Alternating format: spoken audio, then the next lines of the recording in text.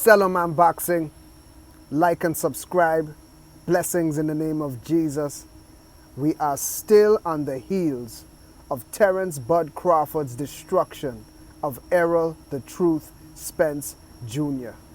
He is now at the proverbial crossroads, at the fork in the road of his career.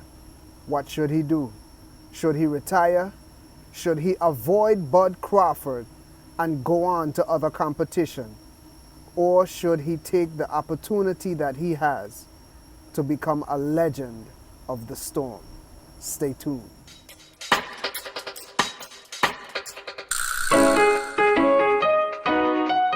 Selloman Boxing, welcome back.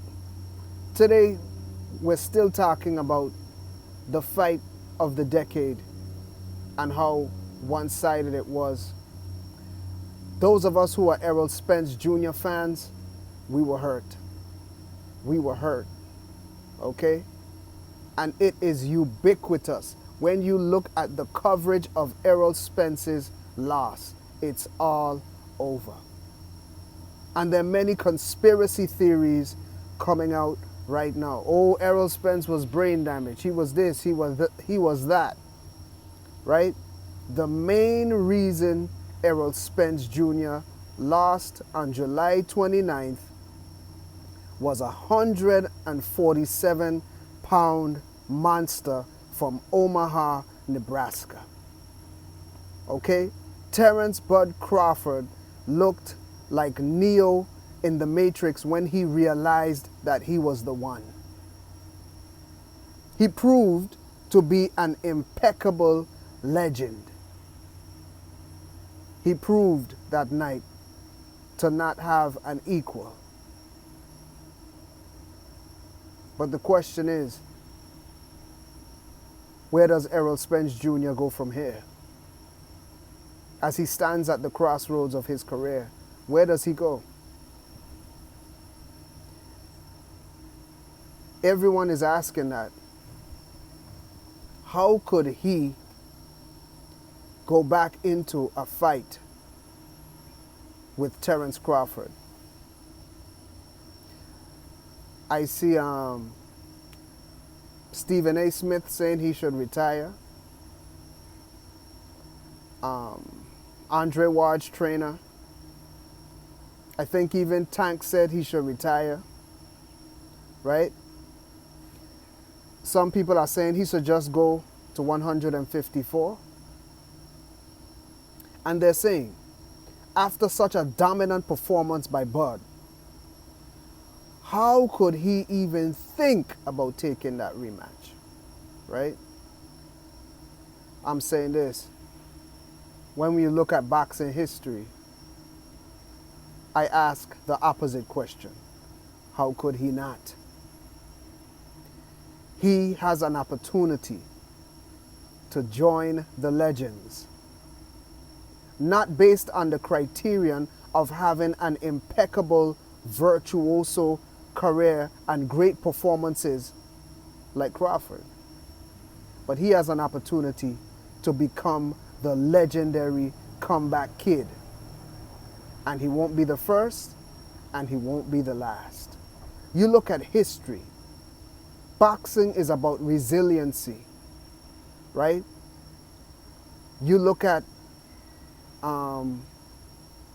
Julian the Hawk Jackson, and I'm from the Virgin Islands. I'm in the beautiful St. Thomas, Virgin Islands, where we celebrate Julian the Hawk Jackson, right? The 3-time world champion. But what a lot of people don't know is that when Julian Jackson, one of the hardest punchers pound for pound to ever do it, when he had his first title opportunity against Mike McCallum, he lost via technical knockout. He was KO'd in his first title opportunity. I'll give you one more. Ironically, Terry Norris, terrible Terry Norris, right, from Texas, who was fighting out of San Diego, he had his first opportunity at the title against Julian Jackson, and he got knocked out. The point I'm making is, look, these two, after getting knocked out in their first title opportunity, they went on. Julian went on to be a 2-division, 3-time world champion, Hall of Famer.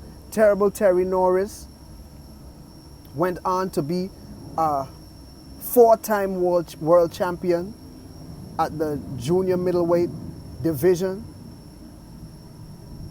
And you see that these guys are legends not because they were perfect, but they were legends because they refused to give up. They were legends because they had the heart, they had the intestinal fortitude to continue to go. They had the heart to get up. They had the heart to redefine themselves. And Errol Spence is going to be in good company should he decide to pursue that endeavor. Yeah, listen, you just do your research, right? It's all over history, that reality of champions coming back. We look at the legend, Floyd Patterson, right? That's the one who Muhammad Ali beat up, knocked him out, I think, in like the 12th round, right? Of a 15-round fight. But when you look at his career, he was knocked out by Ingemar Johansson in the 3rd round. And he came back a year later and knocked him out in the 5th. And when they had their trilogy, he knocked him out again. Right? We look at Alexis Arguello, who lost his 4th and 5th fight. He failed his first title challenge. And then he went on a 31 win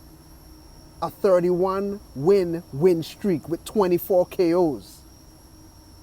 We look at the great Henry Armstrong, who held titles in multiple divisions, probably like 4 divisions or something like that, 3 or 4 divisions. He got knocked out in his first pro fight. But he came back and did the legendary. Fought through the storm and became the storm. We know George Foreman, who became the oldest heavyweight champion after suffering a punishing, crucial loss to Muhammad Ali. Right? We look at Lennox Lewis, who got knocked out by Oliver McCall, came back, avenged that. Got knocked out by Hasim Rahman, came back, avenged that loss. These guys are legendary, not because of perfection, but because of determination. Because of their refusal to quit. And I'm saying, when you look at it logically, right? Logically, you say to yourself, well, why would Errol Spence want to go through that again? But Errol Spence doesn't think like you. All those who expect him to quit, he doesn't think like you are. He doesn't think like me, because he's a warrior. He's a true warrior.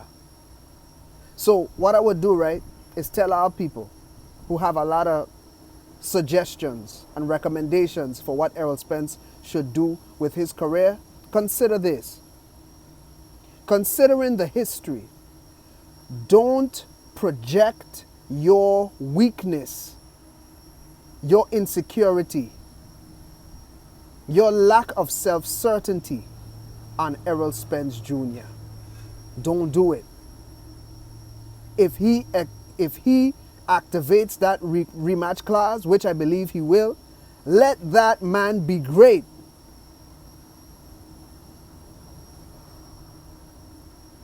And even if he doesn't win the rematch, I applaud his bravery. I applaud his character. And something is telling me, Errol Spence Jr., Errol the Truth, the Lionheart Spence Jr., is fixing to become one of the elite legends of the Storm.